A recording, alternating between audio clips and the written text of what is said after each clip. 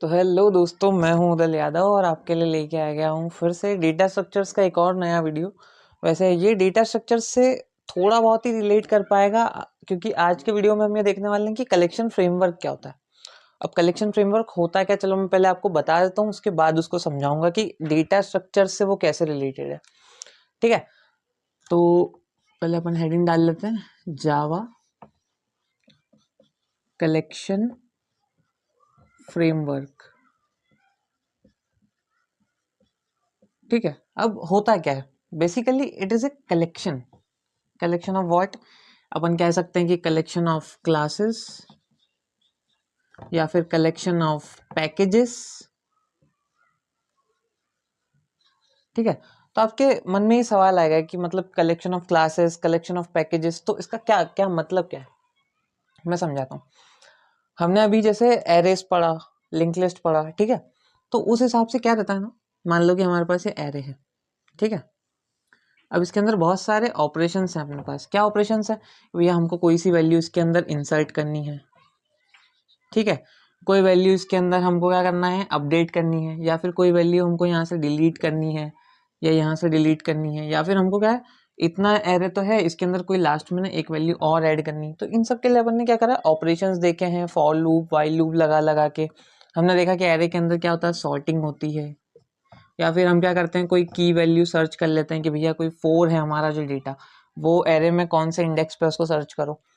तो ये सारे जो ऑपरेशन होते हैं ना, इनको हम सर्च कर सकते हैं या फिर इनको हम सॉर्ट कर सकते हैं। ये सारे ऑपरेशंस के लिए हमको कोई भी लंबा चौड़ा कोड लिखने की जरूरत नहीं। ये सारे ना हमको फंक्शंस मिल जाते हैं। किसमें, हमारे पास एक एरे लिस्ट नाम का एक तरीके का डेटा स्ट्रक्चर, मान लो ये एरे लिस्ट, ठीक है, सिमिलर टू एरे होता है, बस क्या है, ये कलेक्शन फ्रेमवर्क का पार्ट है। अब इसको यूज कैसे करते हैं, देखो, जैसे एरे लिस्ट है या अपन लिंक लिस्ट है। लिंक लिस्ट हमने अभी पूरा पढ़ा है, ठीक है। तो array list, link list, Q, stack, ठीक है, ये सारे के सारे डेटा स्ट्रक्चर्स जो होते हैं ना, हम उनको कलेक्शन फ्रेमवर्क की हेल्प से एक्सेस कर सकते हैं। इसके सारे फंक्शंस को यूज कर सकते हैं। अब मान लो कि जैसे एरे लिस्ट है हमारा या लिंक लिस्ट है, तो वो किस तरीके से काम करता है मैं बताता हूँ। मान लो, देखो, एक सेकेंड, ये अपने पास क्या है, ये हम यहाँ पर कोड लिखते हैं, ठीक है। तो हम जब भी कोड लिखते हैं तो हमने क्या देखा है कि हम सबसे पहले क्या करते हैं, मान लो कि यहाँ पे हमने क्लास बनाई, ठीक है, फिर क्लास का नाम लिखा, फिर उसके अंदर हम मेन लिखते हैं या उसके बाहर फंक्शन लिखते हैं, या फिर लिंक लिस्ट के लिए हम यहाँ पे क्या करते हैं, हम अलग से क्लास बनाते हैं जिसका नाम अपन नोड नोड रख देते हैं, नोड की क्लास बनाएंगे, सारी चीज़ें करेंगे।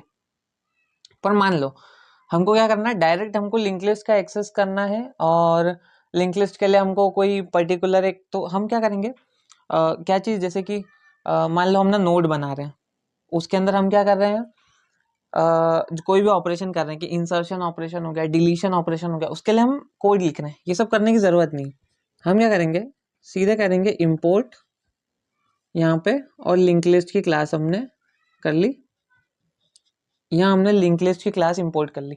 अब हमारे पास क्या है ना, हमको फ्रेमवर्क पढ़ना पड़ेगा कि लिंक लिस्ट का जो फ्रेमवर्क है, फ्रेमवर्क में जो लिंक लिस्ट का पार्ट है, जो लिंक लिस्ट नाम का पैकेज हमने या क्लास हमने इसके अंदर इंपोर्ट किया है, वो किस तरीके से, उसमें कौन कौन से फंक्शन है, ये सारी चीज़ें अगर हमने पढ़ ली, तो हमको कॉम्पिटिटिव प्रोग्रामिंग या इन सब के अंदर क्या है ना, पूरा का पूरा कोड बना के लिंक लिस्ट बनाने की ज़रूरत नहीं। हम क्या करेंगे, शॉर्ट में लिंक लिस्ट को डिफाइन करने के लिए, वो मैं आपको कोड में बताऊंगा कि लिंक लिस्ट कैसे क्या डिफाइन होती है। इसके लिए हम कलेक्शन फ्रेमवर्क पे एक अलग से वीडियो बनाएंगे। फिलहाल सिर्फ मैं बीच में ये इसलिए डेटा स्ट्रक्चर्स के बीच में इसलिए बता रहा हूँ, ताकि जैसे कुछ लोग हैं जिनको पहले से आता है फ्रेमवर्क, या फिर कुछ लोग ऐसे हैं जो पूरी लिंक लिस्ट बना रहे हैं और फिर ये सोच रहे हैं कि मान लो कॉम्पिटिटिव कोडिंग में जाना है तो क्या उसमें ये सब चीज़ें करनी पड़ेगी। नहीं, उसमें ये सब नहीं करना, आपको अलग से कलेक्शन फ्रेमवर्क पढ़ना पड़ेगा। अब जैसे एरे लिस्ट है, एरे लिस्ट में क्या है ना, हमारे पास एरे लिस्ट के अंदर अलग से पूरा ऑपरेशन होता है। एरे लिस्ट क्रिएट हो जाती है एक बार में, उसके अंदर वैल्यूज एक बार में एंटर हो जाती है, कोई फॉर लूप लगाने की ज़रूरत नहीं पड़ती। दूसरी चीज़ उसके अंदर क्या रहती है, हम उसके अंदर सर्च कर सकते हैं, उसके अंदर हम क्या कर सकते हैं, ट्रैवर्स कर सकते हैं, उसके अंदर हम सॉर्टिंग कर सकते हैं अलग अलग फंक्शन से। तो ये सारी चीज़ें होती है कलेक्शन फ्रेमवर्क के अंदर। इसके अंदर डिफरेंट डिफरेंट क्लासेस होती है, डिफरेंट डिफरेंट पैकेजेस होते हैं। मतलब क्या है, ये पूरी तरीके से एक कलेक्शन है।